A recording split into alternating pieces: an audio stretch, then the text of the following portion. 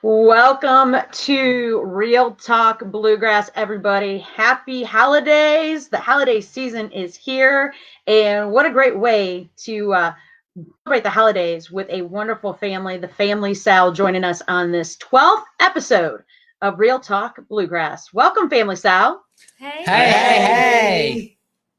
Hey, there we are, looking fabulous. We have Jacob, Joshua, John Mark in the front, Miss Abigail and Naomi, and Justice in the back. Thanks, guys, for being part of the show. The final episode of 2020 for Real Talk Bluegrass, and it's a great way to do it by celebrating the holidays. And That's right. What better yet, with the family, right? Yeah, for sure. So, of course, Family Sal has been busy nonstop since you guys took off running when you guys were known as the Sal Family Pickers back in the young days. And here we are. We're the Family Sal. And tell us a little bit, of course, about the beginning of everything. I'm going to start with Jacob, since, Jacob was a little older than you, John Mark. So he kind of was there at the beginning. Right. Well, we were living in Texas at the time, and we had been performing for a few years in a youth tenor banjo band under the direction of Mr. Buddy Griffin at the Sagemont Church in Houston, Texas. And in the school season, there would be some shows during the week that his entire band couldn't make it because it was about 25% public schoolers to homeschoolers. Right. And so he would send out little groups of the homeschoolers because they were able to go and play for nursing homes and event facilities and all that kind of stuff. And so one day he called my mom up and said, "Hey, why don't y'all go play over at this nursing home? I can't make it. We're double booked. And so they're looking forward to seeing y'all there." And Mom was like, "I'm not you, Mr. Buddy. What do we do over there?" And he's like, "You'll be fine. Just play what you play in the band. Just take your music books and everything, and y'all go enjoy. They will enjoy it. They love kids and stuff." So that was the start of the Sal Family Pickers. That's when we were kids. Right. Right. So that's how I got started. He would help us start booking shows, and then eventually people started calling us on their own. Yeah. People that had seen us before, and then our first bluegrass show was at a bluegrass festival in Belleville, under the direction of Buddy and Carolyn Brockett. That's right. Down there, the Spring Creek Bluegrass Festival, and that's really when we kind of, because in the beginning we had started playing Dixieland jazz and the oldie goodie songs from the 20s and 30s and stuff on tenor banjos. Then we kind of moved over to bluegrass. Sorry, you're getting an essay. Anyway, it's just welcome to the novel. It's all good. Hey, you asked the question. Here comes the answer. Oh, it's like I know. I should know better when I talk to Jacob. You put a dime in the jukebox, you got the whole song play. Oh, right. Well, it's good. It's important information. So and fast forward to the now award-winning Stigma International Band Championship recipients 2019 and 2017. You guys took the KSMU Youth in Bluegrass at Silver Dollar City. So many great accomplishments that you guys have accomplished. And the album Texas and Tennessee went to number 5 on the Bluegrass Today charts. Dave's Dozens for 2020 or 2018, and a beautiful tune that the family wrote, Dusty Gravel Road, at number 1 on a little countdown called the Bluegrass Borderlines Weekly Top 10. But it took the number 1 of the top number 1 songs of 2018. And of course, God Knows Who He Is debuted at number 3 on Bluegrass Today's gospel chart. So you guys have really come a long way from the Sal Family Pickers to the Family Sal. Now, John Mark, tell me a little bit about the branding and the importance on how you guys went from being the Pickers to just the Family Sal. Well, the Pickers was really, you know, this is what we used to do. We really weren't singers at the time when we started as a band. And we just felt that, you know, changing the band name to the Family Sowell would also, you know, provide an air of maturity to, hey, we're not these kids anymore from Texas. Exactly. This is not a hobby. This is our full-time gig. This is what we do.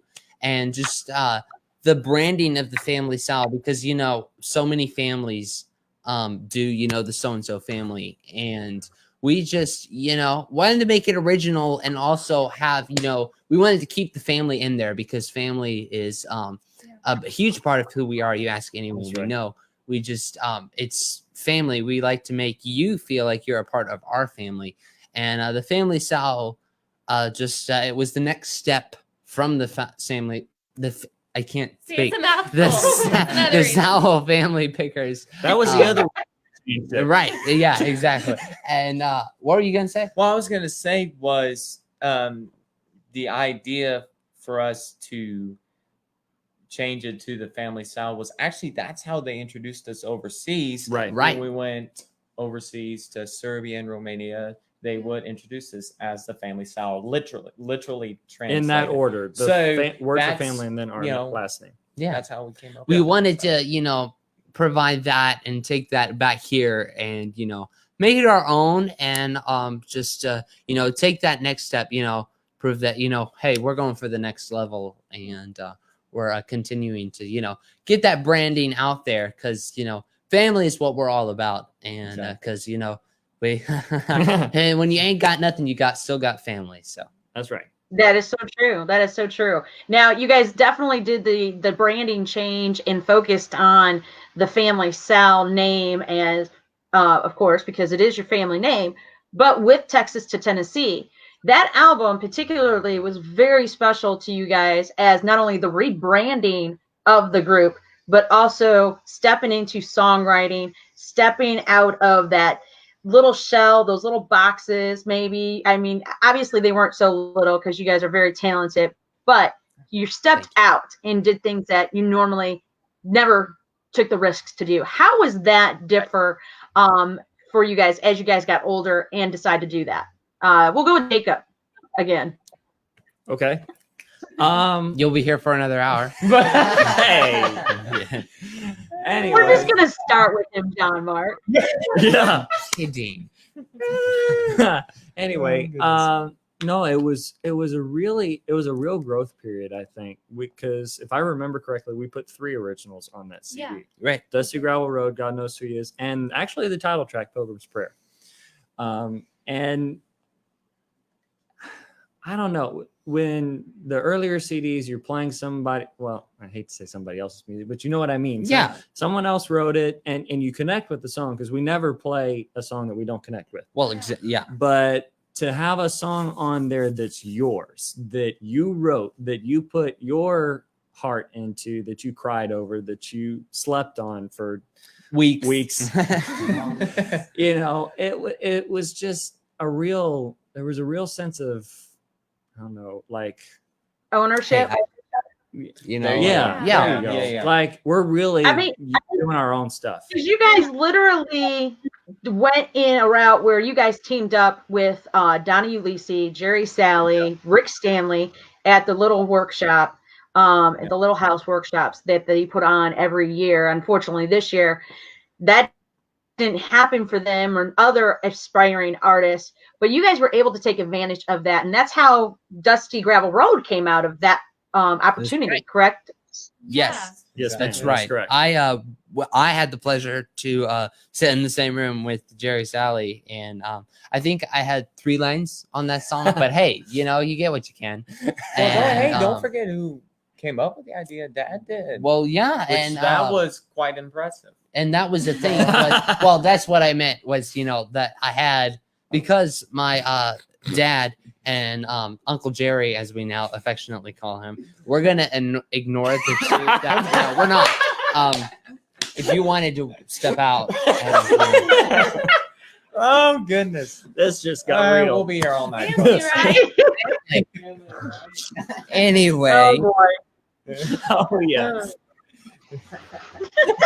You just can't get over. Oh, So, yes, man. the three writers on that particular song was Yes. your father, God, Yes.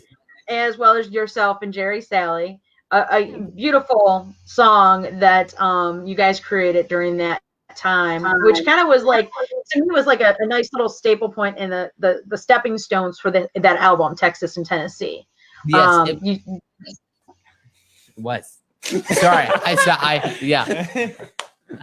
Sorry, I started talking on top of you. Go ahead. No, go ahead, John Mark. Oh, I was just. Oh, wow. Wow. Okay. Well, she gave me the floor. Anyway. Yes, she did. It was being the first single, one of the main tracks off the album. And the amazing thing was just to watch Dad and Uncle Jerry, because Jerry grew up very similar to the way my dad did. And just them connecting over their childhood and pouring their hearts into this song. I was just sitting there, just being honored to, be a part of that. Right. And you're right. It was a big part of From Texas to Tennessee. And I don't feel like that album would be the same without it. I agree. Yeah, I agree. So, of course, this leads into the next album. It's same kind of different. You guys were getting ready to venture off and go to Jerusalem, Bethlehem, and everything. You were teaming up with Ben Isaacs in the studio to record Same Kind of Different. Tell me a little bit. I'm going to go with the ladies. We're going to let the ladies talk, guys. Yes. Tell me you guys' experience, because, doing an album like Texas to Tennessee, going to Same Kind of Different, working with Ben Isaacs, and you guys actually had some time when you guys were in Bethlehem and Jerusalem, when you guys took that tour, and that time. How did that impact Same Kind of Different, Abigail? Well, honestly, over in Israel, we just got to get a closer glimpse of the Isaacs and who they were, their hearts behind their music. But I didn't really connect with Ben until we actually started working on Same Kind of Different. I'm just that kind of person where when you're in a crowd, you're like, I'm going to be the least noticed person and not try to get myself in trouble. Unlike some people.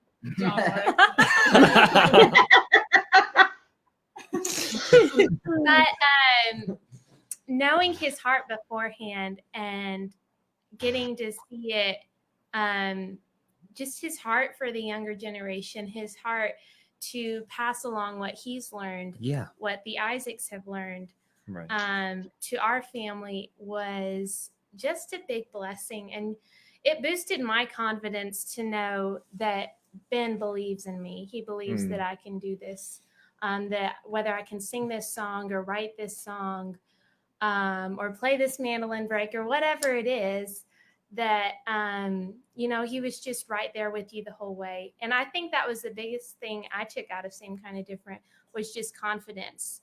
And I think, like you said, with the songwriting on Texas to Tennessee, we even had more originals on Same Kind of Different. That's right. And it's, again, the confidence of, these are good. Okay, so let's keep doing it. Let's keep writing. Let's keep going to the next step and the next step. So, yeah. How much do you think that he has pushed you guys as a family and encouraged you, not necessarily push, but encourage you guys to really, go into your inner selves to become the artist that you truly want to be? Naomi. Oh.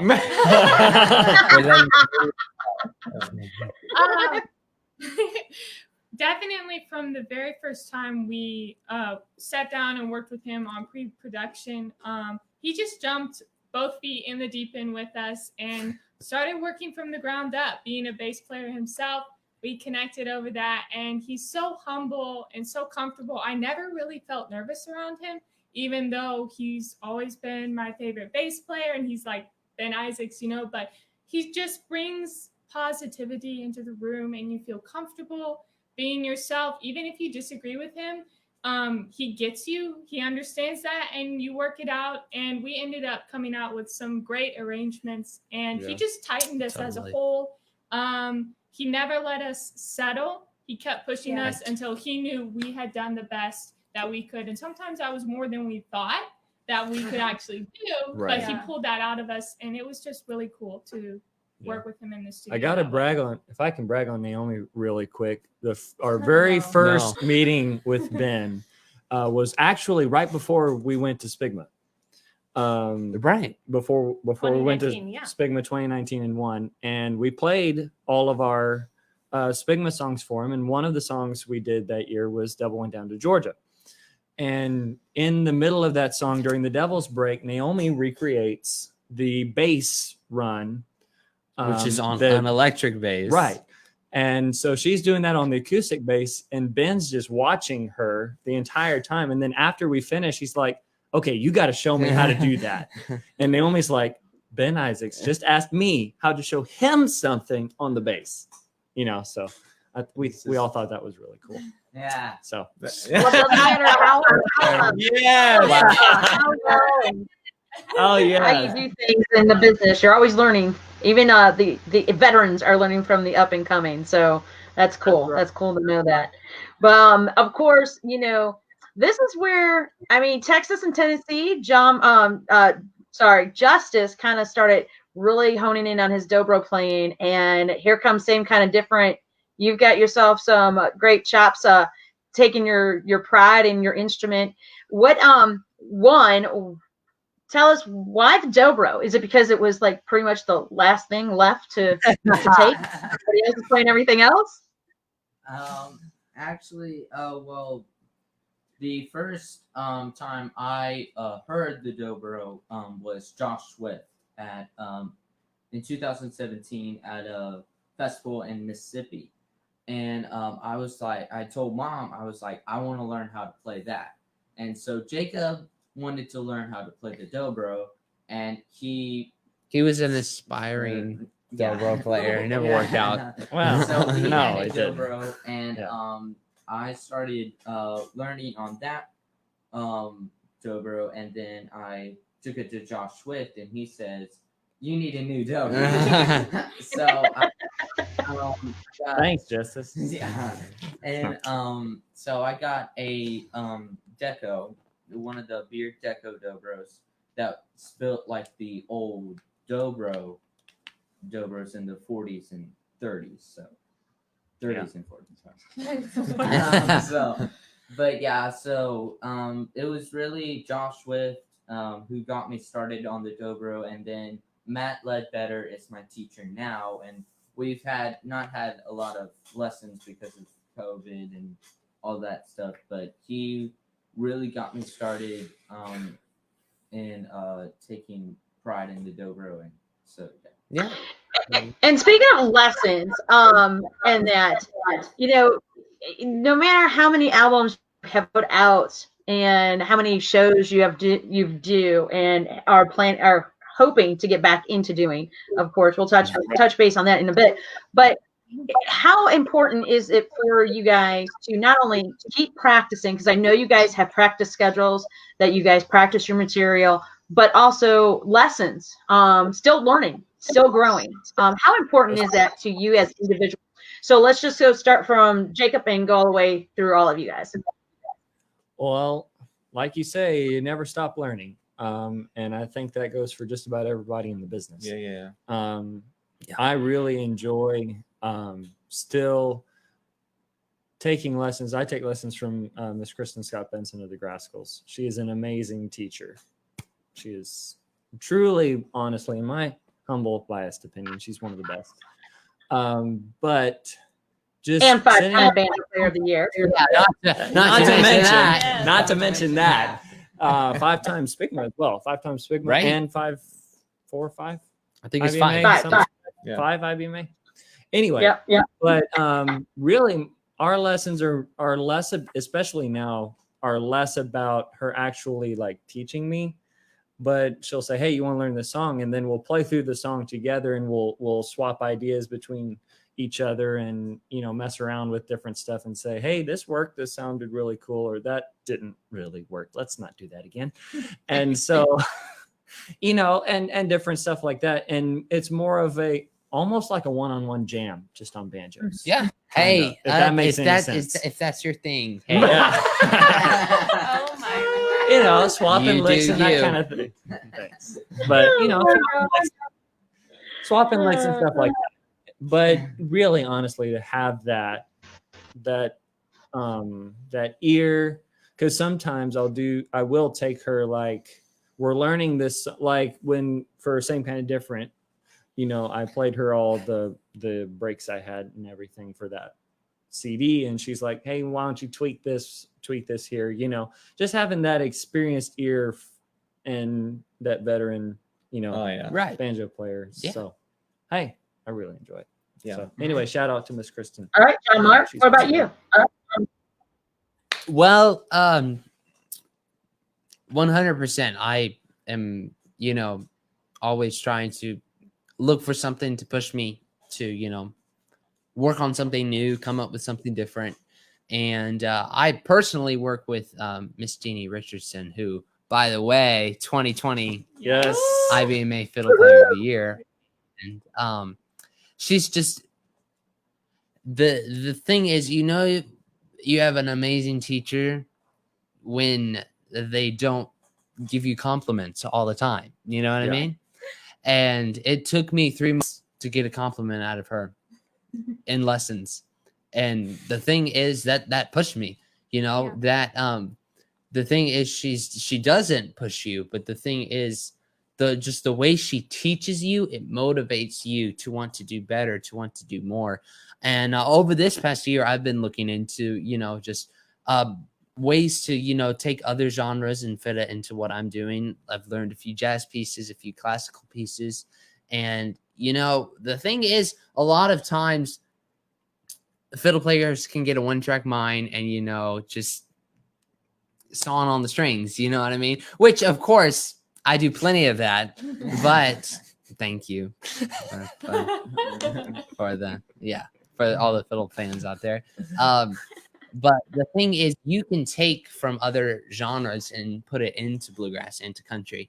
And Miss Jeannie really helped me, you know, look into this stuff, you know, that nobody's doing this. So, you know, make this a thing. Learn trumpet licks from the 50s to using breaks, you know.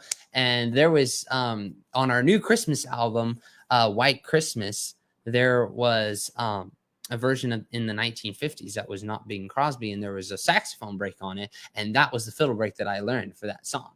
And you know, it's different. Nobody does it, so It was that's cool. always I enjoyed fun. mixing it. So Thank you, Yeah. appreciate it.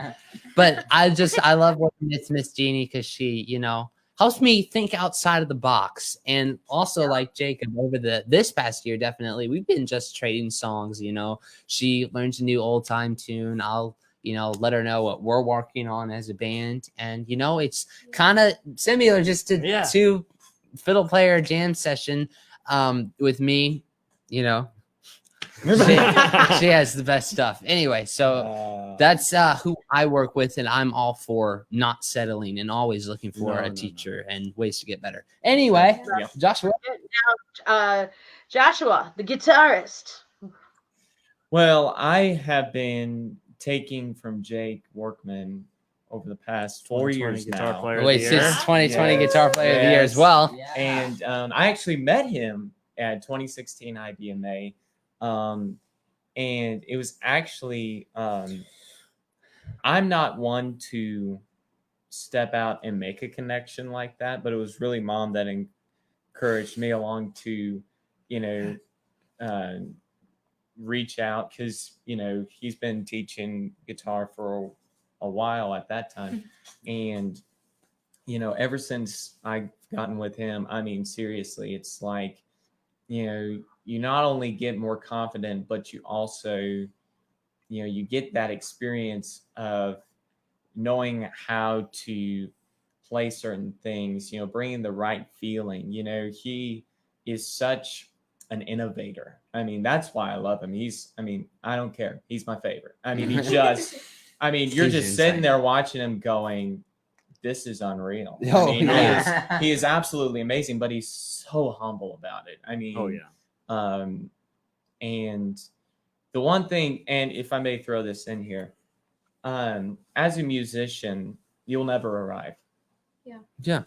So to me, having that perspective, you always need to be willing to learn something, whether it's, something classical, something rock, something pop. I actually, there was a point this year that I was learning rock breaks from Jake. Because I was just wanting to learn as much as I can, because the more you learn, the more you'll add to your playing, and plus I'm have a passion of passing on what I have learned to others. I'm actually teaching lessons myself, have been teaching for almost a year and a half now. So go plug there. But Shameless plug. Hey, you want guitar lessons? Yeah. But it's seriously, learning from Jake has been such a joy, and I want to continue as much as I can. Even if I get to the point where if I get on his level, I still want to learn from him, because he's learning stuff. It's just, it's just a great relationship that we developed. So, yeah. We all can agree that the greatest guitar break of all time was at the CMAs. Oh yeah, Black Eyed Susie at the CMAs. Oh, best my look it up. acoustic guitar break. If you guys ever. haven't seen that, go look it up and watch CMA it. Awards. It is insane. CMA, Go ahead. CMA Awards 2018 on YouTube. Look it, or if you can't find it on YouTube, it may be on It's Facebook. probably on Facebook. Facebook. Seriously. But the last thing I will say is that just to also mention, not only have I learned from Jake Workman also, but working in the studio with Ben Isaacs. Seriously, totally. that is a dream come true. And I'm an aspiring producer myself. And so getting to just watch Ben work and everything. Plugging all over. He's just so amazing, and so patient, and just an inspiration. So that's just All right, Ladies. Ladies Start with and A. gentlemen. Okay. I've actually never taken any bass lessons. It's not really an instrument. I don't know. I just never had the desire for it, because I had Joshua. In the beginning, he just taught me the basics, and I took it from there. I have really tiny hands, so I basically take whatever he does and then do it to where it's comfortable. make for it me. Hobbit size. And he's like, no, don't do that. I'm like, listen, I can't play whatever you're playing. So anyway, so I've adjusted a lot like that from the beginning, and then also gleaning by ear and videos and jam sessions. The youth room at IBMA with Dan Eubanks, that's his name, right? yes. Okay, I just want to make sure I get it right. Him, watching Missy Raines, Aaron Ramsey. We worked in the studio with him one time. And then obviously Ben Isaacs, Barry Bales. Yes. So just gleaning, and then from different genres of music, like John Mark mentioned, you get on Apple Music, Spotify, and just try crazy stuff. It really stretches your musical ear, and especially this past year, us practicing literally all the time, just built that endurance. And Well, it's our covers. been really cool. Yeah. Yeah. Well, Like right. going way out of the box. Little has bragging been a for lot Nick. of fun. A little bit Yeah. of It bragging. looks like Deanie's in this chat with us. So say hi to Deanie, everybody. Hey, everybody. Hey, hey. Hey. All right, Abigail, you're up, girl. Talk about the mandolin.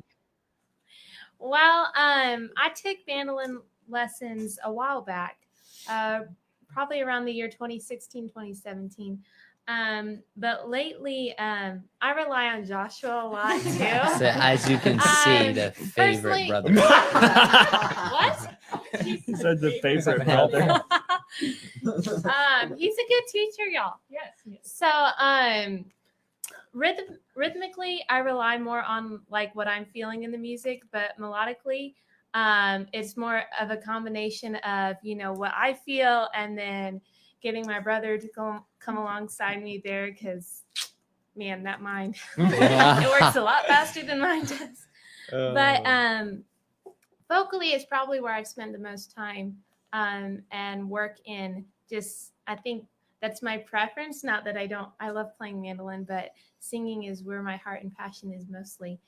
And so a lot of vocal teachers, especially Miss Vicky Weimar, Yes. who really built the foundation for me. I don't take lessons as much, like once a year around that. We'll have like a regroup with her and just make sure, we're not ruining our voices or anything. But mainly in the past year, it's been Ben Isaacs that's really brought out a lot more confidence in my singing and just encouraging me.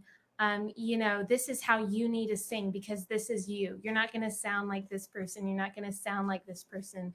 This person may feel this song this way, but you can feel it a different way. And that's okay because it's you.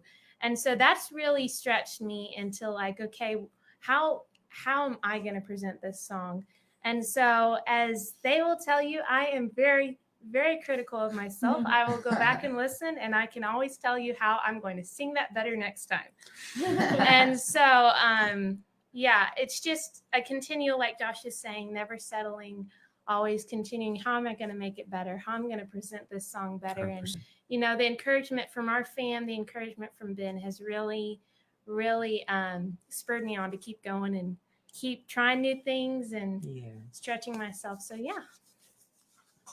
So before we get to Justice, I want folks to know that that Naomi and Abigail are actually twins, and some may know that, some may not. And you guys have that a special bond rather than the bond with your brothers. You guys have a more special bond in the family.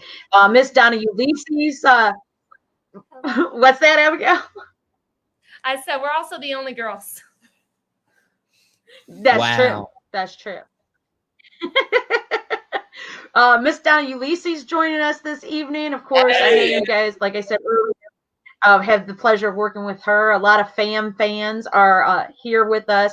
Now, Justice, the youngest of them all, 14, the dobro player. I know you've taken some amazing lessons from some top-notch artists as well, like an IBMA Dobro Player of the Year, Mr. Josh Swift. And tell us a little bit more about working with him.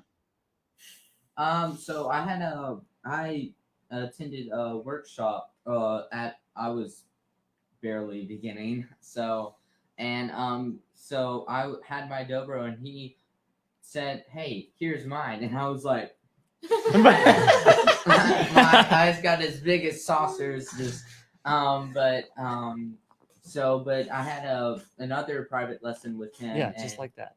Yeah, exactly. Perfect picture. Yeah. Oh, yeah. Exactly. So,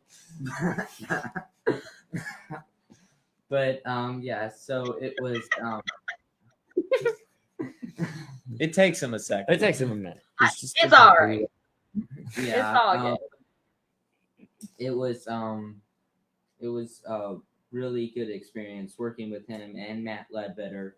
Have a couple lessons with him and working on just growing myself. And one of my heroes is Jerry Douglas, and he's like the ultra dobro player. I mean, he's done all kinds. He's done, hey, here's an album, classical album that Jerry Douglas did. Here's a rock album that Jerry Douglas did. Yeah. And that's where I wanted to get is, just taking all kinds of genres and then putting them into one instrument.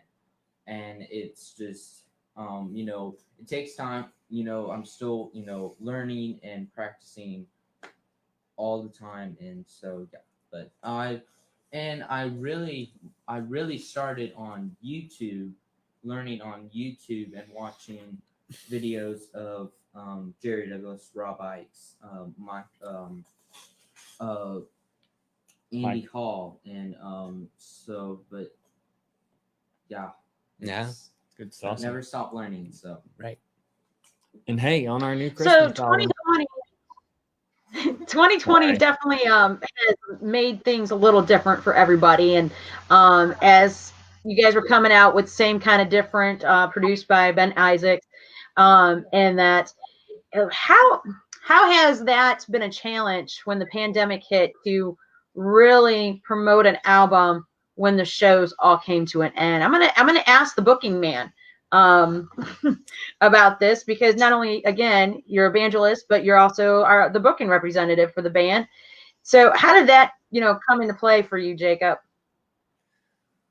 Well, it was different.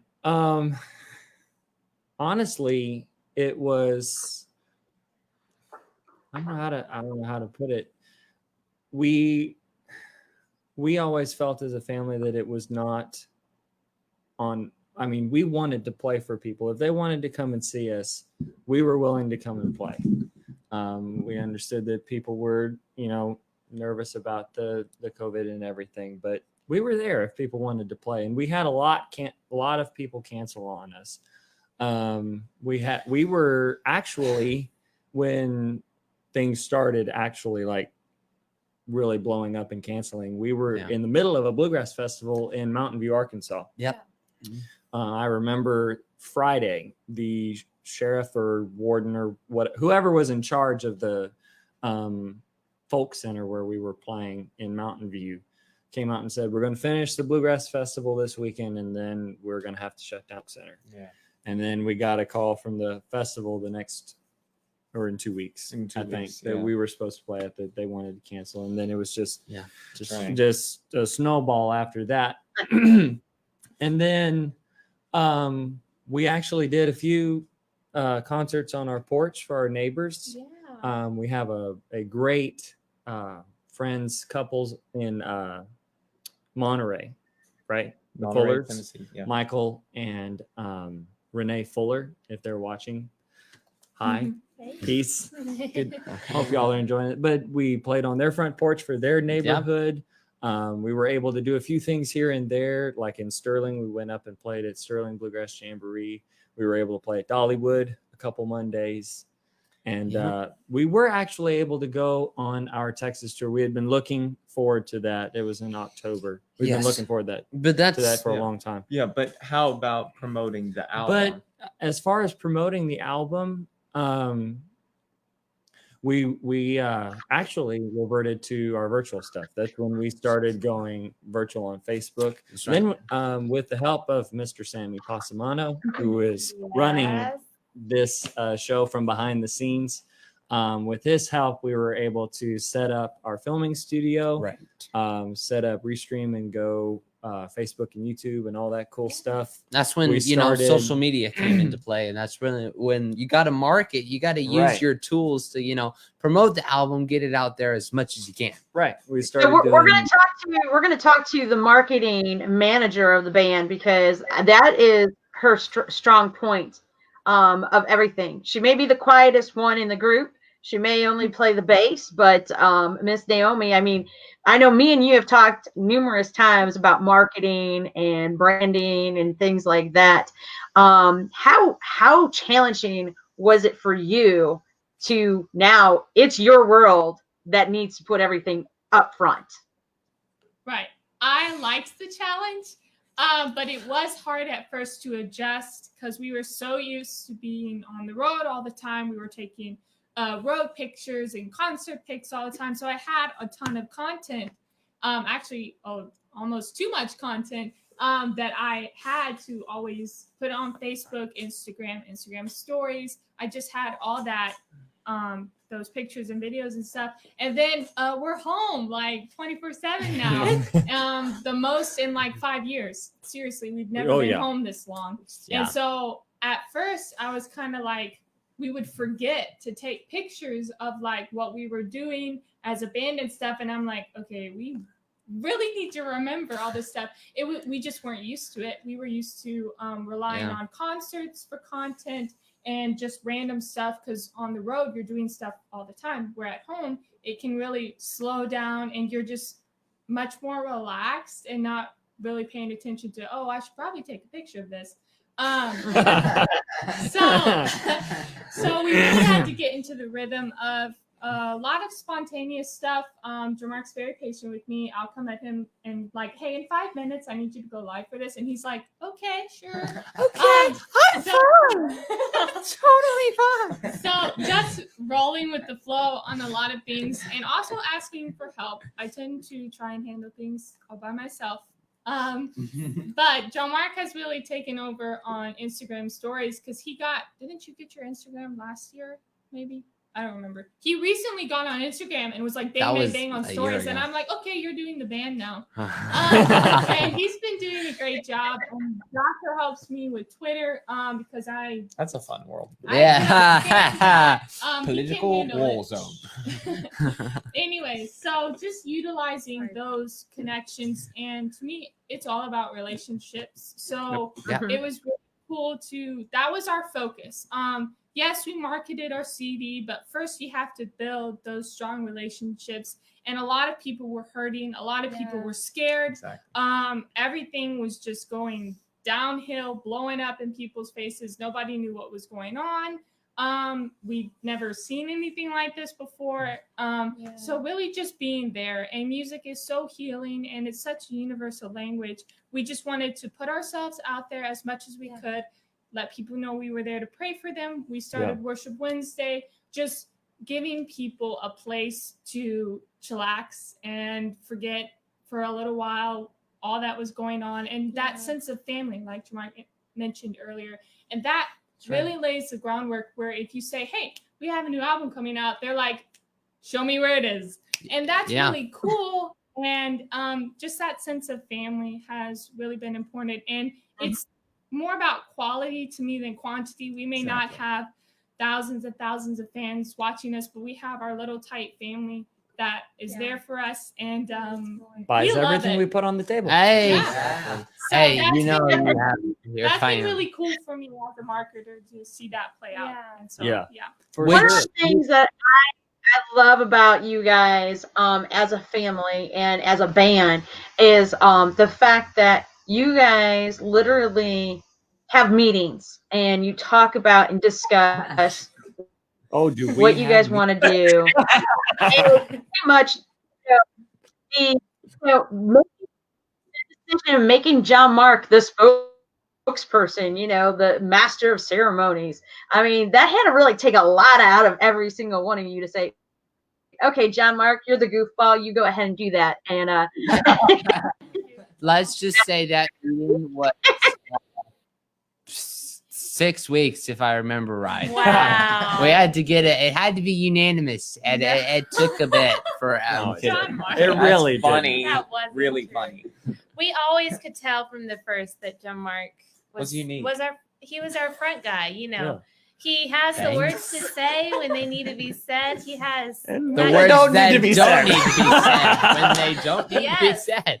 He has a good balance of humor and seriousness. Anyway, but honestly, to be really honest, Mr. What I was going to say is Mr. Buddy actually turned Mama onto your potential as the MC very early on.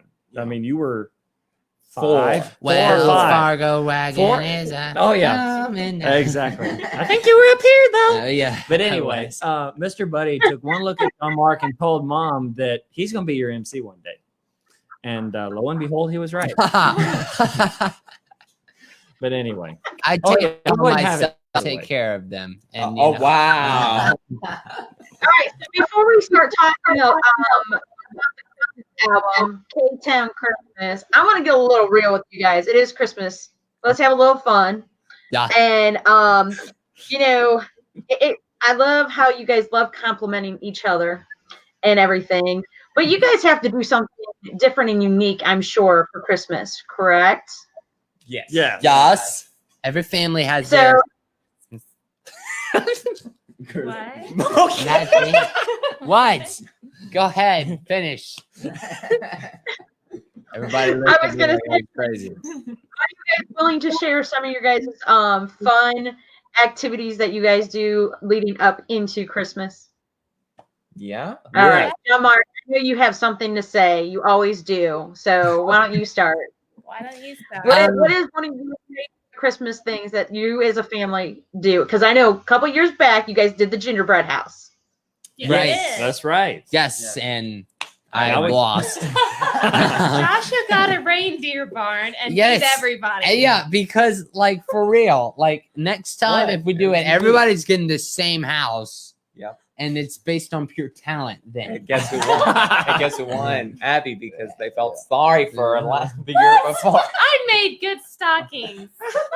I made really pretty. So I was Oh wait, no, it was Christmas cookies. I was trying to tug on people's heartstrings last year because my cookies said "Speak Love," and I was, that's probably someone's favorite song out there, and they'll vote for it. But I think I got 4th place out of 8. I don't know. I was in the upper top 4. Anyway, one of my favorite Christmas traditions. There's like these 2 meals that we have once a year on Christmas. So, I'm a huge food guy, if that wasn't a thing already, but I love the girls allow me in the kitchen at Christmas time. So, that's always nice. And no, one of my favorite Christmas traditions that we do is always I love giving gifts to my siblings. And now, speaking of the gifts, what do you guys do that's special? Is it homemade? Is it you guys pick each other's names? You guys put all 6 of you in the hopper and you have to buy one gift, or do you buy each other? It was we've been joking about this but about this over this past year is we used to get each and every one a present from Everyone. The dollar the dollar store. But it turned into just getting candy for each other. That's not super healthy. Well, like the song says, the toys always break by the time you get home. We got out of that stage where all the toys and stuff. So we would just get each other's favorite candies, and that was really. But over the past couple of years, we've been doing one name because there's 6. You got to be Christmas budget friendly, and just being real. We're being real here. So we did it last year. We're going to do it this year. That everyone's going to pick a name, and you get to give a gift to that person. So Right. Yeah.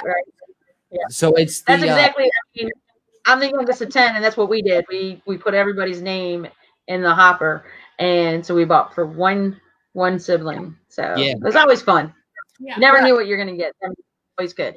I didn't know. Maybe you guys were like, is there a year where you guys specifically had to make your gift for the others? One thing there was we one did, year. Was it last year? No, or it was it 2018. last year? It was 2018. Our family Christmas present was going to Israel, and that's not cheap. So we all agreed that would be our family Christmas gift. Yeah. So we decided that we would put everyone's name in a hat, and when you drew out the name, instead of buying them a gift, you would write them a song. Right. And you could take a Christmas carol and change the words to really fit the person you were writing to. And so we did that 2018. So that was one that was really special. It was cool. Fun. It was fun. Now, all right, Joshua, I got to ask you, what's going on with the stash? The stash. Your facial. Your attempted facial hair. He did no shave November, and it's carrying over to December. No.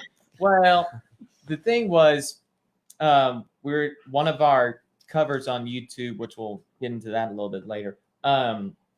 Was the song "Achy Breaky Heart," and in that video, the original, well, not really the original, but I don't know what it was. It was part of his look. Yeah, Billy Ray Cyrus was the 5 o'clock shadow.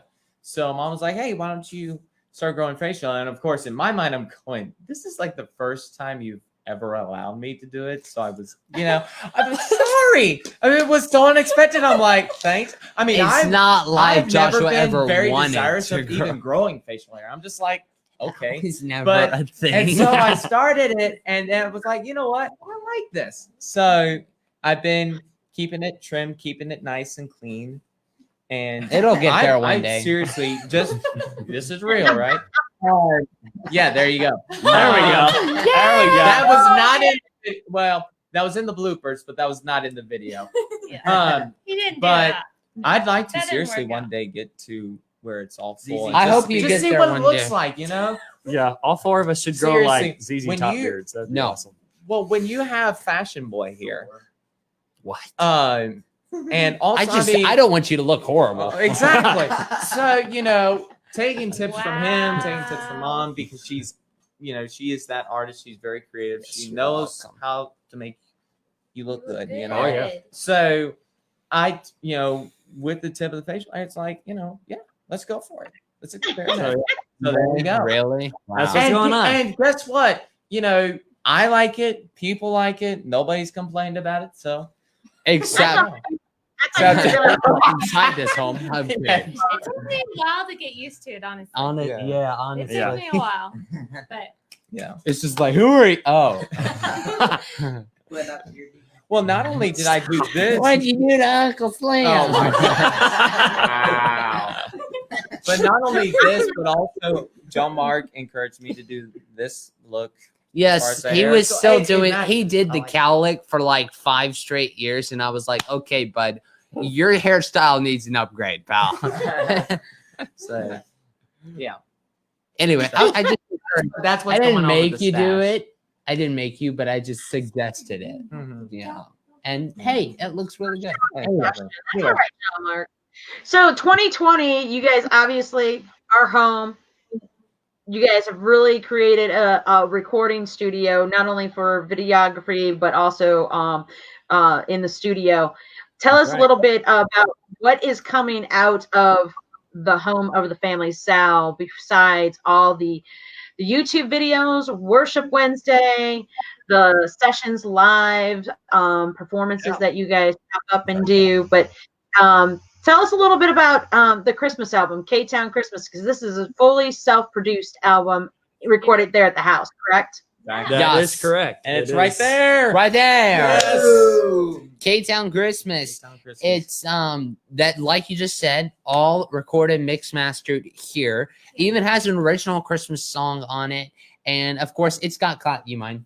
Yeah, there It's you go. got classics like "Home for the Holidays," "Silent Night," "Rocking Around the Christmas Tree," "Little Drummer Boy." We, of course, we're living in Tennessee now, so we had to do Tennessee That's Christmas. right. Yes. Of course. And you know what? If you haven't, just a shameless plug of the Christmas album. If you haven't gotten your K-Town Christmas CD, don't forget to visit Yes. thefamilysalad.com. Justice. And also, if you don't want a physical copy, you want to get the digital downloads, those are on our website as well. But we are shipping them out, so get them while they're hot and ready. Exactly. And something I've been trying to say. Go ahead. Is One just of the videos that I saw you guys do just recently, you guys perform what is the Happy New Year's Eve Huh? tune video. Help me out here, guys. home for the holiday. Home for No, the- no, It's an no, instrumental. no. The Christmas, Oh, Christmas Eve Eve. chant Yes. Siberian Orchestra. Yes. Oh, yeah, yeah. I was yeah, like, yeah. New Year's. What? Did you forget you did it?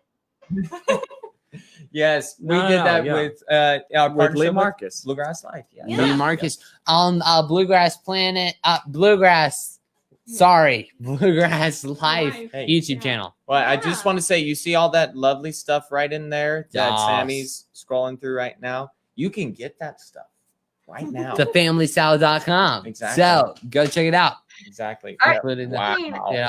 Going to FamilySal.com. There's obviously buying the CDs is a great way to support you guys during this time, as your income, your life, your livelihood is touring. And tell everybody, of course, how else they can support you guys, because I know you guys are always coming up with some amazing, great ideas. Well, John Well, Mark, Naomi. she just looked at me. So hey, Okay. No, he looked at me and I gave him the nod and it was fine. So. I just wanted to say, do you want me? Anyway, so the ways you can support us, there is on here on Facebook, Facebook supporters. If you want to become a supporter, it's only $9.99 a month. They let you keep your penny. So hey, $9.99 for about $10 a month. You can That's right. support us as the Family Sal, and as many of y'all know, we're just trying to do the best we can and come up with new ways to still, get that income, because this is our livelihood and this is how we make it through. So if you want to support us, that is a way you can do it on Facebook. You just go to our page, hit the support button, and also when you become a supporter, you get a free Family Sal mug that is not available anywhere else. It's only for the Facebook supporters out there, and I know we probably got some watching, so shout out to you guys. Thank y'all for supporting us. Also, of course, the merch on the website, thefamilysal.com. We've been talking about K-Town Christmas, same kind of different, from Texas to Tennessee, all of those albums, but we're representing right here. We also have some stick t-shirts, and for Peace, Love, Fam, and also Love is the Key, and some other awesome merch over there. So if you guys want to go check that out, the Family Sal, and then just small ways that are absolutely free for you that you can support us is, hey, go to YouTube, hit that subscribe button on the Family Sal. It doesn't cost you anything, and it helps us out a ton. Become part of the channel family. Like Josh was mentioned, the cover videos that we do every week. We also do some, family fun stuff, show the lifestyle of the Family Sal with our keto adventures. And so all of that. So if you want to go watch some cool videos on YouTube, don't forget to check that out as well. And don't forget also Worship Wednesday. Yes. That happens Every Wednesday. Every Wednesday. And something special that will happen this Saturday. You will find out. Like now. Like now. Yes. That was I don't know. Wow. Facebook. You guys are actually doing a concert Saturday, right? Yes. We are doing a Christmas virtual concert. Tickets are $9.99. Wow. It's a trend. No. Yeah. And you can get them at Swartz Entertainment. At Swartz Entertainment. Yes. No. You got And We're gonna let Naomi say it because she knows and I don't. No. Okay. When you go to the Just get chill. events, you can actually search Live Christmas with the Fam on Facebook, and the event will pop up. There you And go. in there, that's where you purchase your tickets. That's how you Cool. purchase your There you tickets, go. folks. $9.99. It's going to be an hour of this Christmas music and all around family fun. And who knows? We'll probably go over. So hey, it's going to be great. By the way, even if you can't make it for the concert when it goes live, it's on Facebook. Right. So you can buy a ticket and Watch it later. Exactly. Watch it whenever you can. Keep watching it anyway. So hey, There you go. Put it on repeat. yeah. Hey, it's going to be great. This Saturday night starting at 9 p.m. Eastern time. This is why I Naomi is just the wanted marketing. to yes. Cuz hey, I was doing good, and then y'all mentioned that and I went right. I forgot about that one. Anyway, so this Saturday night, y'all come out. It's going to be a great time. Back to Michelle in the Is studio. it only going to be on Facebook? Is it also available on YouTube or just Facebook? Just Facebook. Just Facebook. All right, You- Jill, there's your answer, just on Facebook. So hopefully everybody will lock in on that and support the Family Sal this Saturday, December 12th. And as we wind down 2020, which I'm sure everybody's ready to get out of 2020, just like me.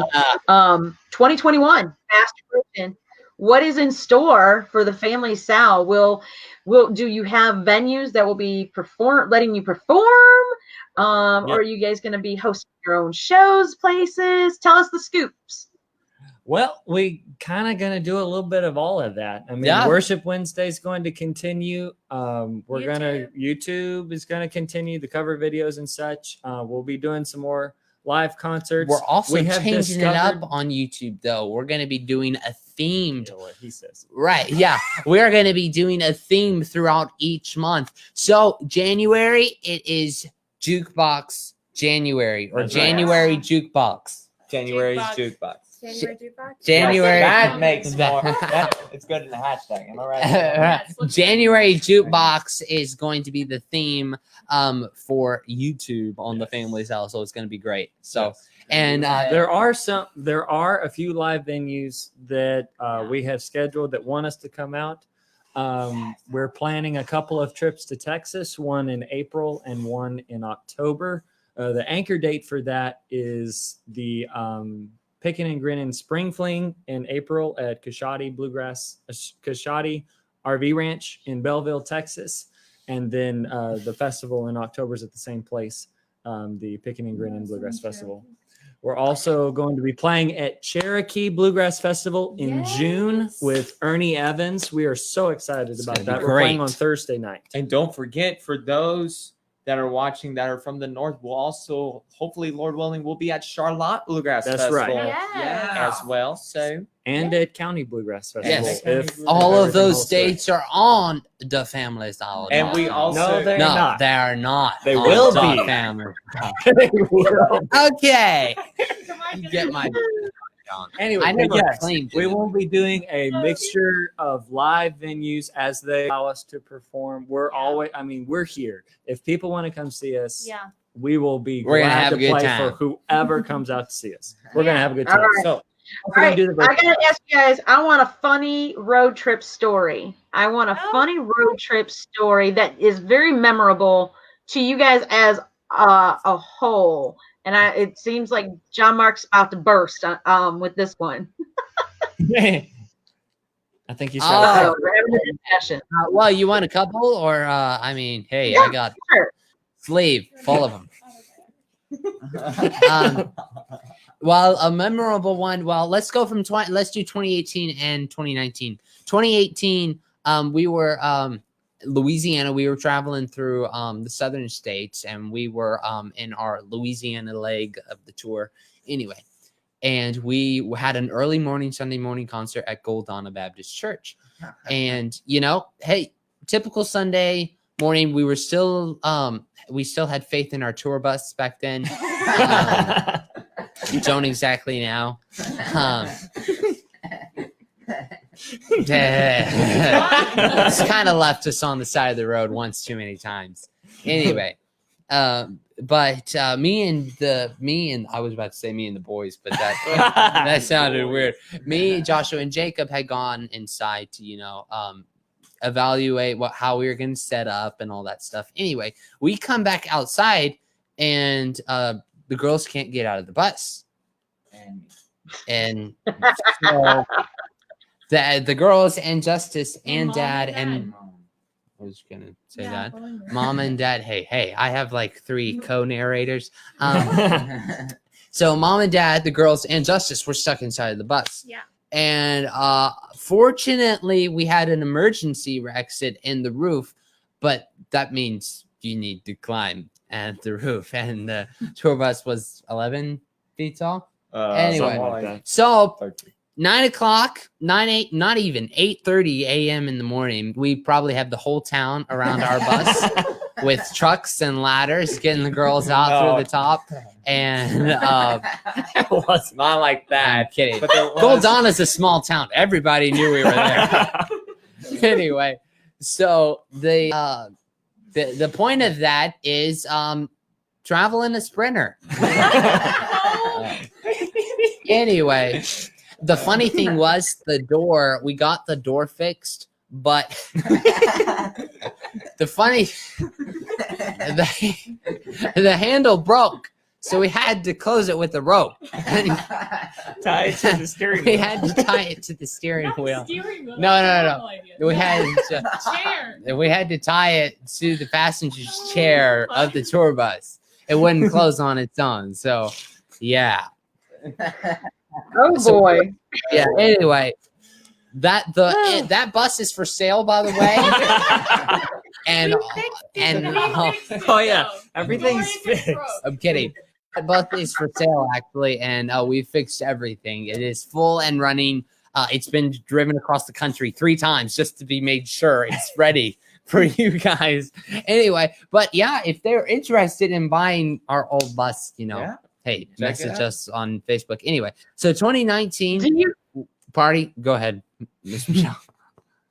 I was going to ask you guys, during this pandemic, how much have you guys feel that you have either grown too close or just close enough to say we still love each other?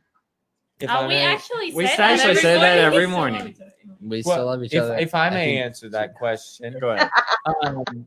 You may not answer that. okay. Wow. But you have heard. Funny, very funny. So we've always been a close family. So this actually, it never really was like a different change. I mean, the only thing was not being on the road. That was the only difference. I mean, we're Right. home. We're always together. We've never been apart from each other for an extended amount of time. So it's like, But I think it we're did. adjusted. But I will say though, because of being on the road, sometimes you do lose a little bit of that connection together. So being home for this long has actually really brought us closer together. Yeah, I and mean, seriously. I don't think there's a thing as too close for families. I mean, No. your family. I mean, you know everything about I think each there other. comes a point where you're like, okay, we're gonna call it a day. Yeah, we're gonna call it a day. Everybody go to their room. Wait, the four boys share a room, don't they? Okay. But I think doing a lot of virtual stuff together and like filming together, we've spent a lot more time working together at Yeah. home. Yeah. And it can get intense. Just So intense we have to break the fellowship sometimes. the breaking of the. So Well, you guys definitely have a special bond, not only as a family but as individuals, and you share that with everyone around the world. And 2021, we hope that folks will get to see you guys live in concert. New music, new project with Ben Isaacs in the works as well. Yes, actually, right now we are focusing on a CD. It's called. We don't have a title for it, but it's call it Time Travel. Yes, we do. Time travel. Okay. Try- That's how you with the were- family style, right? So before we're working with Ben, we kind of just needed to evaluate where we were with it, and so right now we're just working on in-house projects. So this new one that we're working on that is currently in the works as we speak is called Time Travel with the Family Sowell, and what we're doing is taking our Time Travel Tuesday songs that we did on YouTube and making one whole album of them for you guys. Exactly. And a That's lot right. of the songs are some of y'all's favorites. You got The Way You Look Tonight, Candy Kisses, Hey Jude, Jailhouse Rock. So a bunch Achy of those. Breaky Heart. Achy Breaky. Don't Hey, forget. yeah, can't break. Hey, yeah, Achy Breaky Heart. So that is the new album that we are working on. But however, the new project with Ben is going to be in the works in 2021. Yes. And we same kind of different was our next step to doing mostly all original album. Right. We only had 3 songs that were covers on it. But this next one we're working with Ben, we actually had a hand in writing each of the songs. Yes. And We every either song. co-wrote them or we wrote them together as a family. And so we're really pumped about it. And we're Me and Abby excited. have like 3 songs on Two. it? 2. More. Hey, Just 2. 2, but it matters. That matters. All that matters is that you wrote them together. So That's right. I want to, thank you guys again. And I want to encourage everybody to get to thefamilysal.com. One, like and follow The Family Sal on Facebook, YouTube, Twitter, Instagram, as well as Spotify. And of course, I encourage everybody, musicians during this time need as much help as possible and as much as you're able to give, so they can get back at doing what they love. And we know that's going to take some time. And we look forward to seeing everybody back on the road, performing at festivals, private shows, and that. But again, we want everybody to stay safe and healthy. Yes. And one of the key things is you guys know how much I love you guys. You're an amazing, great family, from the top to the bottom. And big hearts go out to you guys from me. Hugs and kisses. Happy holidays. I hope you guys have a very Merry Christmas, and we look forward to you guys in 2021. It's going to be unbelievable. You guys have a lot to look forward to. I know you guys are excited to get back to IBMA and Spigma when those are back in-person events. I do encourage you guys to get ready to take part of IBMA's leadership virtual opportunity coming up in March. Being an alumni of class of 2020, the last in-person action I had outside of work with fellow artists and musicians and marketing and producers. Take part of that. Learn. You'll take a lot from that. I know it will be different because it's going to be virtual, but it's going to be a lot of fun. So look into that. That's my advice for you guys for going into 2021.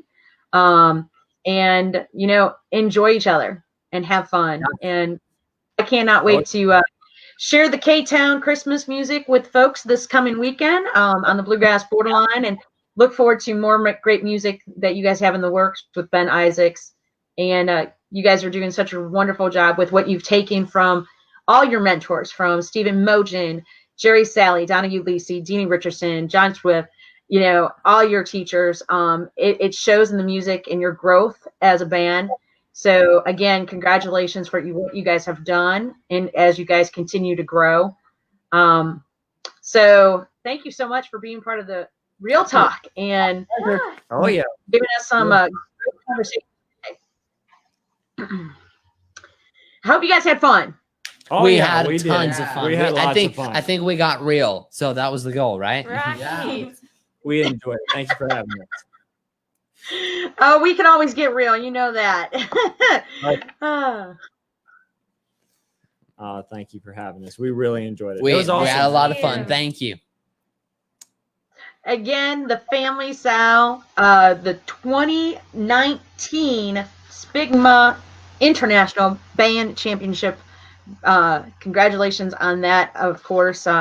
And we look forward to seeing more from you guys and seeing your names individually as in a whole throughout the genre of bluegrass music. Again, visit thefamilysal.com for more of their wonderful music. And again, everybody, Merry Christmas to you, the Family Sal. Give hugs to Mom and Dad. And you guys.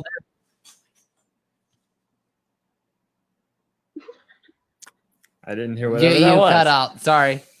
You cut out. I cut out? Yeah. Sorry. Well, Merry Christmas to everyone. Yes. And I love y'all. Y'all stay safe and take care. There we have it, everybody. Real Talk Bluegrass for 2020 is a wrap. I thank you to the Family Sal and all the wonderful guests that have been part of the show since day one in June. Especially thank you to Sammy Passamano for all his encouragement and for being the man behind the scene with Bluegrass Music TV. We appreciate him and all he does for bluegrass music and the community as well. Real Talk Bluegrass will get real once again in the new year. Season 2 begins January 14th. Our special guest will be Echo Valley from Pennsylvania as we get real with Real Talk Bluegrass. Take care, everybody. Merry Christmas to each and every one of you. Happy holidays and happy Hanukkah. Be safe. See you in 2021.